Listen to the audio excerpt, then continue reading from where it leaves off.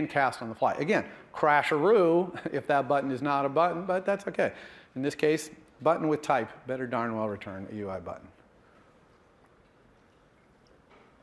Okay, now this casting business is not just for any object. You can actually cast any two objects. For all non-any object case, though, obviously those two objects would have to be in the same inheritance hierarchy, right? You can only cast down, downcast into your own inheritance hierarchy. So, for example, if I had a local variable called VC, which was of type UI view controller, but I set it to calculator view controller, okay? I couldn't say vc.enter, right? Enter is a method in our calculator view controller. I couldn't say vc.enter because VC is a UI view controller. So as far as Swift knows, it doesn't respond to enter. Even though it is, in fact, a calculator view controller, from Swift's point of view, that local variable is not. It's of type UI view controller. But I could cast it and say, if I can let the calc VC equal VC as a calculator view controller, now I can say calc VC.enter. Okay? So you can cast, downcast through your inheritance hierarchy as well.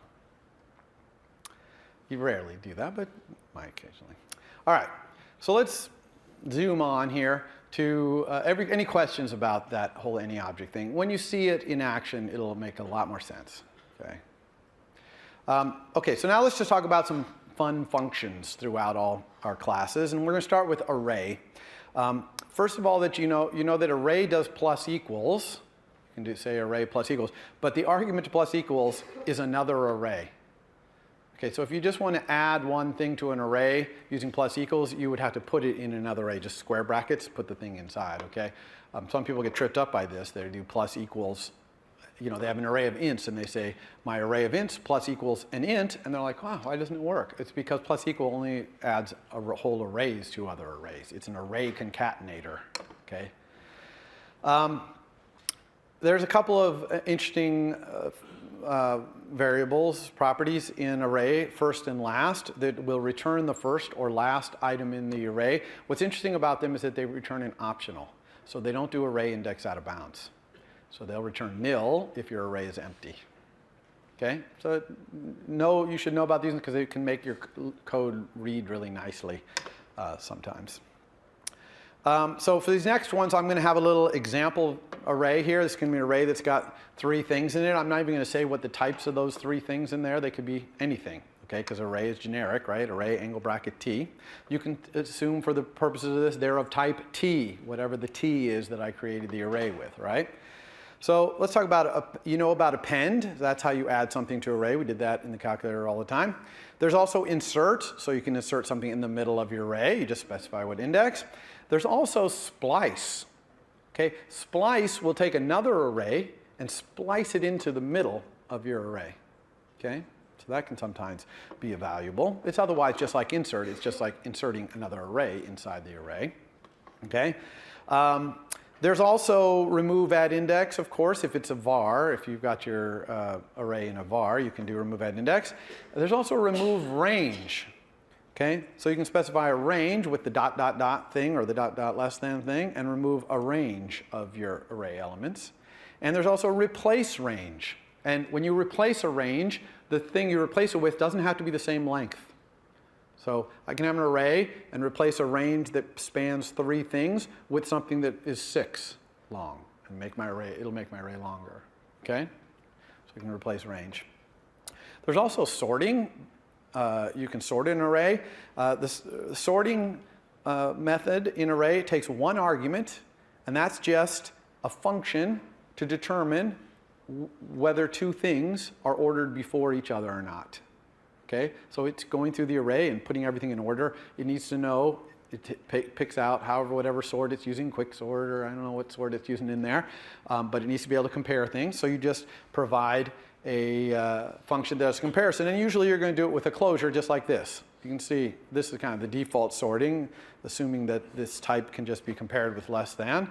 I would just say a.sort, closure, $0 less than $1. Make sense? And that's going to return yes if $0 is less than $1, and that's what sort wants to know. And it's going to call that closure repeatedly, okay, as it's going through doing its quicksort or whatever. There's also another one called sorted. this is an in-place sort, right? Sorts the array in place. Their sorted will return a new array that is sorted. Okay, a copy of your array sorted. More array methods. Okay, so these three are pretty cool. This one's called filter. So filter will give you a new array with all the undesirable elements filtered out of there. And the way you specify which ones are all undesirable is with the argument, which is a function that just returns a bool, whether something's undesirable or not. Make sense? And there's another one you can do by mapping. So this will give you a new array where every single element in your array is mapped to something else. And the thing you map it to doesn't even have to be the same type. So I could have an array of ints, and I could map it to an array of strings.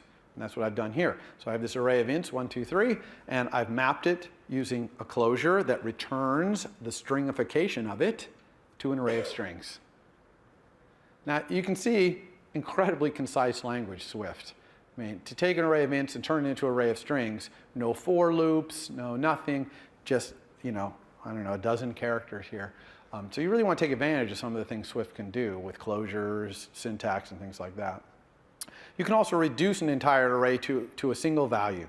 So this one takes an argument which is the initial value you want to start with, and then it just takes a function that takes the value so far and the next element in the array, and you return what the combination is. So you're just combining, combining, combining. So for example, if you wanted to add up an array, you could say 1, 2, 3, dot reduce, start with a 0, and then my closure is just going to add the next element, which is the $1, to so far, which is $0. Okay? All right, string. So string is a little bit complicated. I can tell by the way already I'm not going to get to the end of this, so we'll finish this next Wednesday on this whole slide package here. But so string is complicated when it comes to indexing, you know, creating substrings and stuff like that. A lot of people are like, oh, I can't even figure out how to make a substring of a string in Swift. It's so complicated. But once you understand that strings are made of Unicode characters, and when you get a substring, you don't want a substring of Unicode characters. You want a substring of Unicode characters that are on glyph boundaries. A glyph is something you perceive to be a character. But in Unicode, it could be multiple characters making up one glyph. For example, an accent. So, you know, a lot of European languages, there's accents. Okay, maybe, you know, in French you have accent aigu, right, which is the forward-going top slash. Well, that could be two Unicode characters, E and the accent character. So two characters makes what you perceive to be one glyph. So you can't index into this string, which is an array of characters. That's what a string is. A string is an array of, essentially internally, a collection, ordered collection of Unicode characters. You can't really index by int, or you might be halfway through the accent aigu, and you're getting, you know, either the accent aigu or the E, but not the character. So instead, strings are indexed by this other type called string.index. Okay, now how do you get a string.index? Okay, well, yes, it's saying here. Okay, so you get a string.index by getting the start index of the string. That gives you a string.index that points to the first character of the string. And then you advance it forward however many times you want to go. So in other words, you have to look through the character so that it'll jump over E accent aigu, both characters, to the next one, you see? So you do that with this function. It's not a method in string. It's actually just a function, global function called advance. And you give it the index, okay, and you tell it how many times you want it to move forward, and it will give you back a new index. So here's an example. I have a string that says hello. Okay, I want to get the index of the L, the first L. Okay, so I say let the index equal advance the start index of that string, go forward 2. Okay, so now it's pointing at the L. It went forward 1 to the E, now forward to the L. And again, if it was E accent aigu, it would have gone forward 4 Unicode characters, but only 3 to the third glyph as you perceive it, okay? So now that I have a pointer to that L, I could use, for example, a nice string function called splice. So splice is just like the splice in array. It will splice a string into the middle of another string. Okay, and I'm going to have it splice at that index, and that's going to make it be HE ABC LLO. Splice the ABC right into the middle there. Okay, so the start index is the magic behind making that work. Also, if I got two local variables, start index and end index, which I made by taking advance of the start index by 1 and 6, so this is going to be, I want to be from index 1 to index 6, then I could get a substring. And I get a substring in a string exactly the same like in an array, square brackets, string, square brackets, but inside that square brackets goes a range, and the range, the dot, dot, dot thing, has to have a string dot index on the left and a string dot index on the right, not ints. Okay?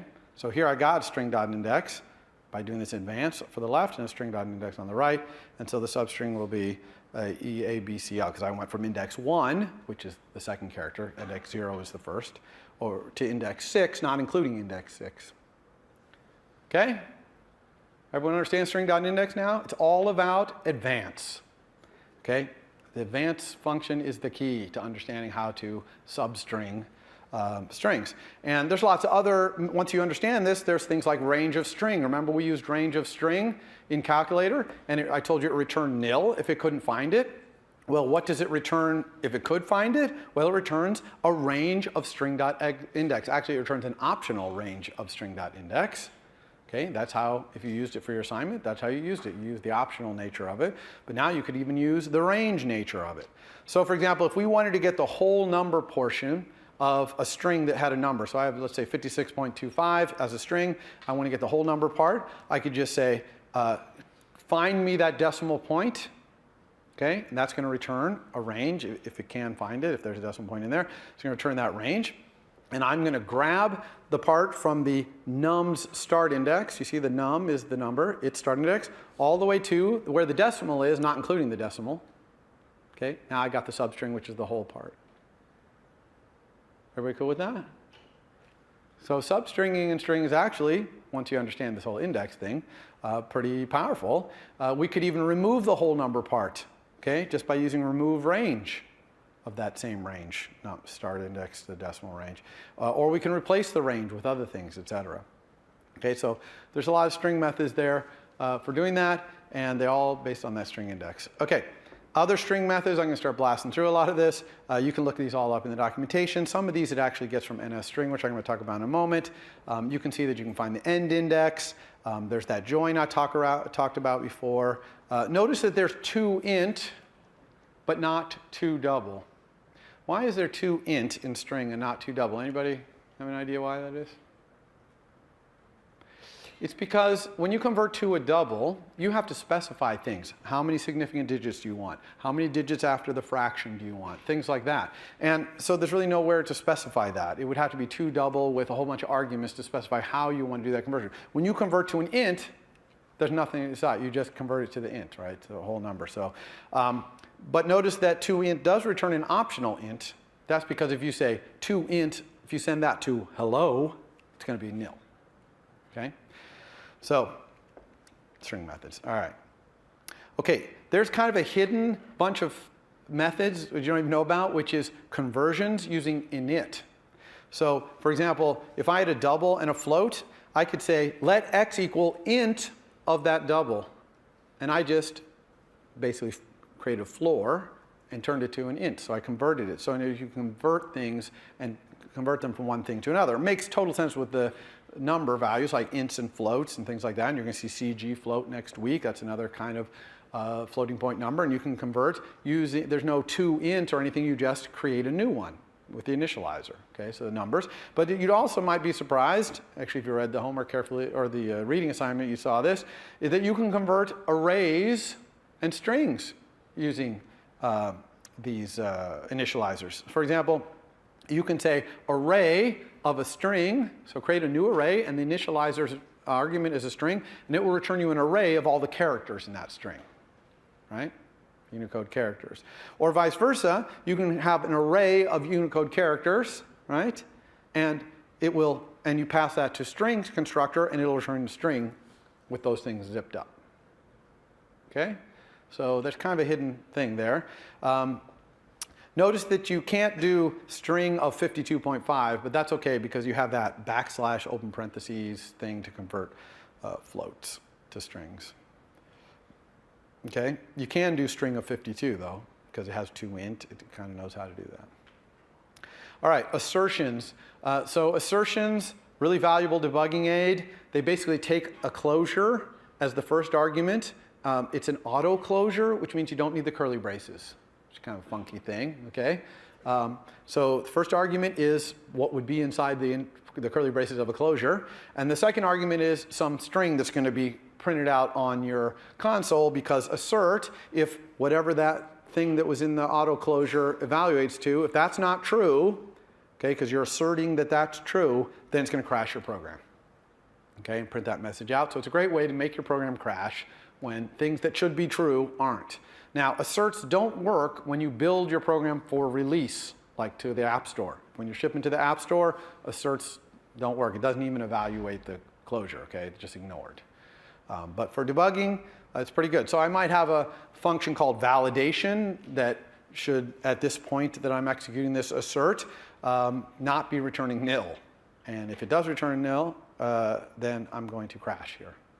So I say the assertion is that validation should not be nil right now. Okay? So a lot of languages have assert, so Swift does too. Okay, other functions. So there's a lot of functions, and these do not appear to be documented anywhere yet. So this slide might be your only documentation. Now, I'm sure you can find about them on the internet and stuff too, but there's a lot of functions. These are global functions, not methods.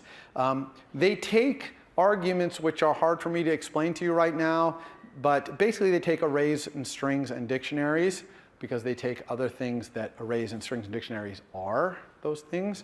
But you can look through this list, kind of interesting things. I can combine it with the thing I was talking about at the end there, with the string, passing an array of characters. I can actually take a string, call reverse, which returns an array of the characters reversed, and then call string to push it back and call it, create a string again. All right, Objective-C compatibility. You know what? We are going to wait and talk about this next time. Very important topic, but I don't want to give it short shrift. So that is it for today. Let me quickly show you this slide. Okay, coming up, no Friday section this week. Next Monday is holiday, no lecture. Next Wednesday, I might not be talking about auto layout next week, I'm not sure. Your homework 1 was due today. Your homework 2 is already posted. Your reading assignment 2 was posted on Monday. All that stuff is due next Wednesday. If you have any questions, I'm here. For more, please visit us at stanford.edu.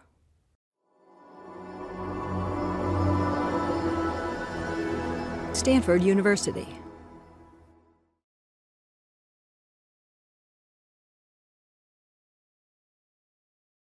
Okay, well, welcome to Stanford CS193P, winter of 2015. This is lecture number 5.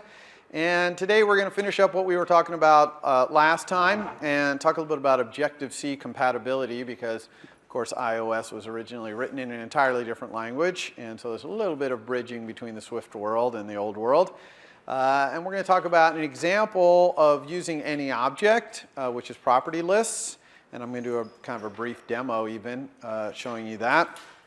Then we're going to move on to a completely new topic, which is views. So views are how we draw and how we handle touch input in our UI. And so we're going to go over that, and I'll be having a demo for that as well. So I'm going to blast through these slides pretty quick. As usual, the demonstration is probably a little more elucidating than some of the slides, because when you see it in action, it's a lot easier to understand. Okay.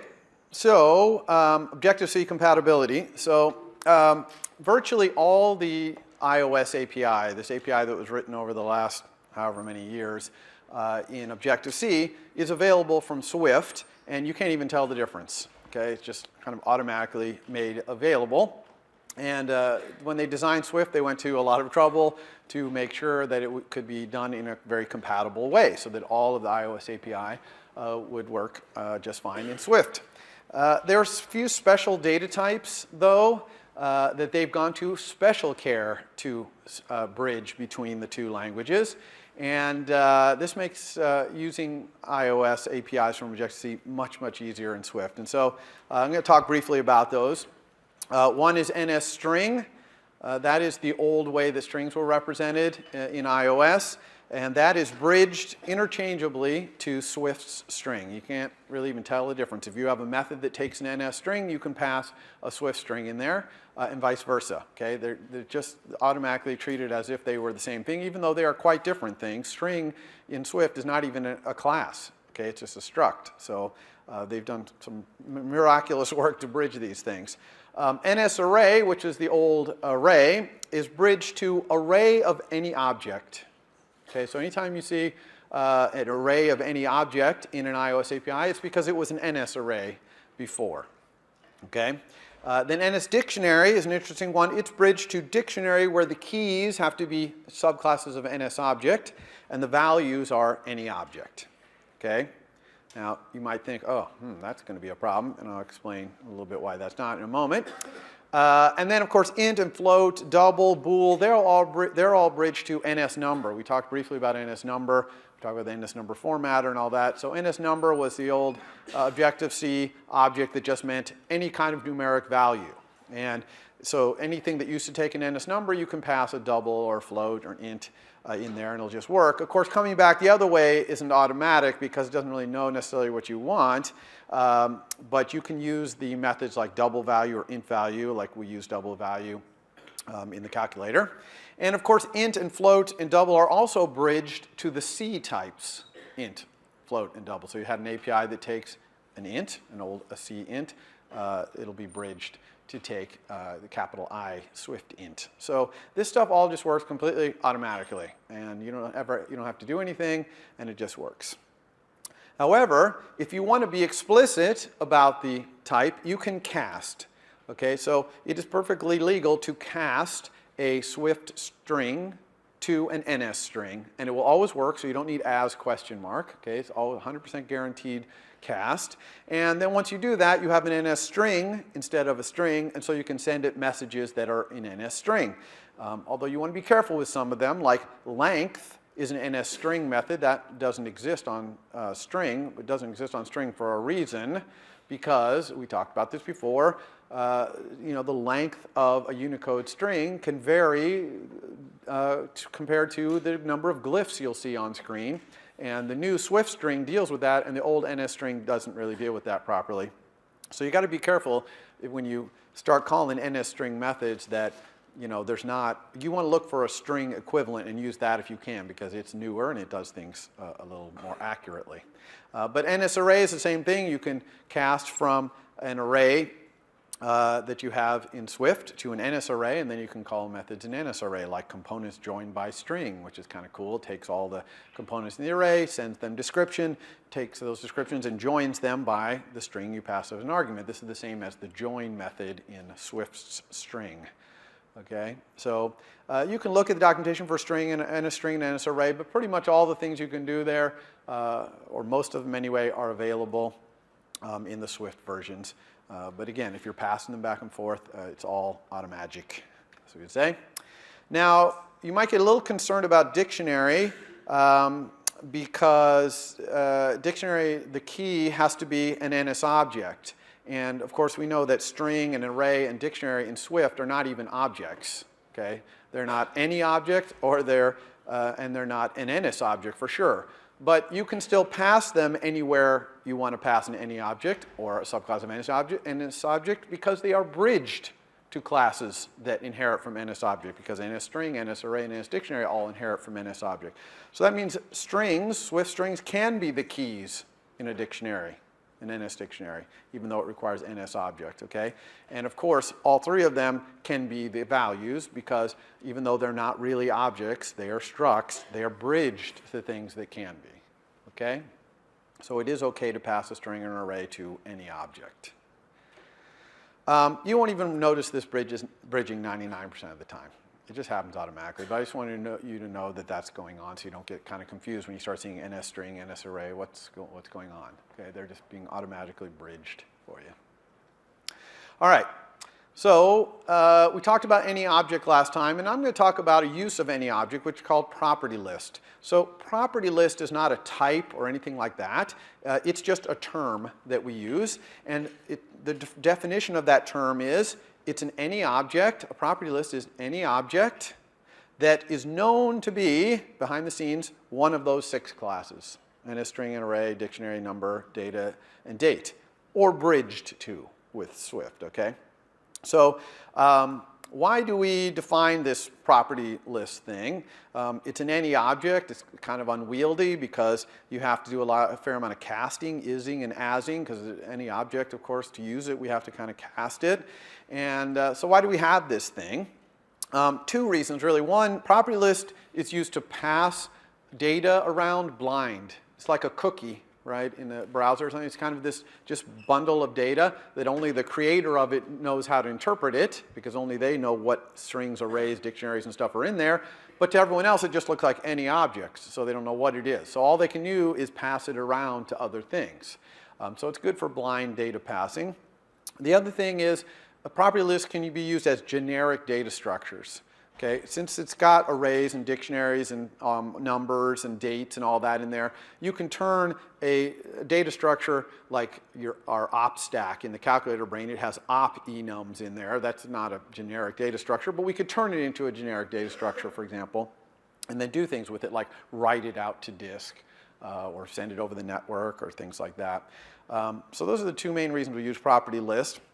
And a really good use of property list in iOS is NSUser defaults. So NSUser defaults is like a really tiny little database, and it only knows how to store property lists. Okay? And it's really for things like settings and preferences, stuff like that. You would never, it's not high performance. You would never use it for big things like images or anything like that. Just property lists, you know, dates and strings and doubles and things like that. It can store and retrieve any property list, and it just stores it like a dictionary, as if the NSUser defaults thing itself is a dictionary. And it can store the whole property list, like set object for key, that first method you see there, and retrieve whole property list. Or it can just do little tiny pieces of property list, like it has a method set double that will just set a double for a certain key. Okay? So it's like a dictionary in that it's key value, but it only stores property lists. And the big thing about the way it stores them is that it persists when your app is gone. Okay?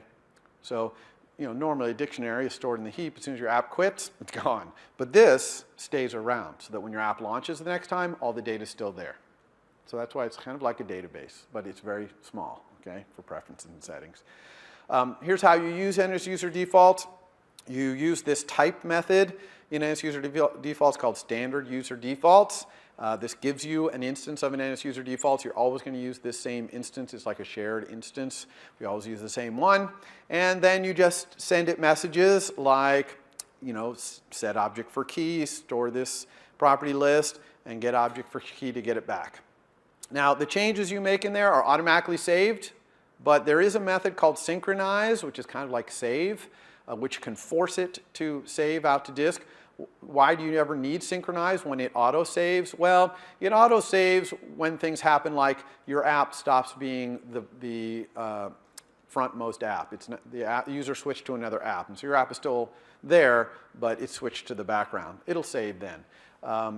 So it won't always save when you want, and especially when you're debugging. Okay? When you hit stop in the debugger, it doesn't save. Okay? And so you probably want to throw some synchronizes in there to save this thing out, especially when you're debugging. It's not really that expensive to synchronize, especially if there's not much data in there, which there shouldn't be because it's small. So you can't hurt too much to throw them in there. Okay? And yeah, synchronize returns a bool, whether it failed or not, but if it failed, there's not really much you can do. So a lot of times people don't even look at the return value of synchronize. They just synchronize and they pray. But it's only not going to save if like the disk is full or something, which virtually never happens. So. All right, so I'm going to do a little demo here, show you a little more about property lists and also any object, because you've never seen any object in action. And what we're going to do is we're going to add a property to our calculator brain, which gets its program. Okay? So our calculator brain has a program, especially your versions where you added variables to it. It's got this kind of program. It's almost like a little computer program, and you can execute that program, set its variables. It's great. So it'd be nice if we could get that program. But we don't want to reveal our internal data structure, and there's nothing anyone can do with that program. So we're really just getting it as a cookie, and the only thing you can do with it is give it back to the calculator brain or another calculator brain in the future, and then say evaluate. Okay, so you see the value of having this? It's basically getting the program out of the calculator brain and set it back. But we're going to return it as a property list. It's going to be any object. People are going to look at this var, and it's going to be of type any object, and all they can do is get it and then set it back. Okay, so what would that look like? Let's go over here to our calculator. So I've gone much bigger font here. Hopefully everybody's this big enough. Yeah? Okay. All right, so this is a calculator as I last left it. It doesn't have your enhancements to it for the variables. And I'm just going to add a var here, a public var, okay, called program. And it's going to be type any object. But I'm going to put a comment here that says guaranteed to be a property list, so that callers know that this is a property list. So for example, they could put it into NS user defaults.